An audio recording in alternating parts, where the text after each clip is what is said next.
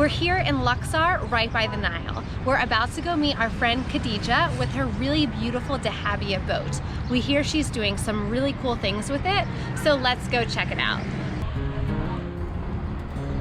Hi, my name is Madame Khadija Hammond, and I live in Luxor, Egypt, and we are aboard the Lady Bastet. She is a Dahabiya, which is called the Golden Boat.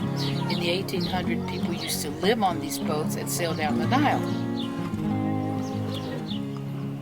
Lady Bastet's main purpose is to raise money for the project that we are doing to raise the great temple of Bastet in the ancient area known was called Bubastis, after the cat goddess Bastet. And Bastet was the goddess of joy, music, laughter, and beauty.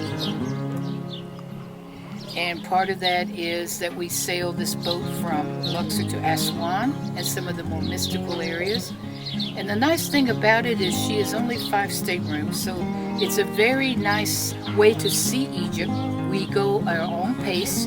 We go to 4 or 5 temples along the Nile, and we invite all of you who love cats to please be part of this wonderful project to raise her temple again. Welcome to Lady Bastet!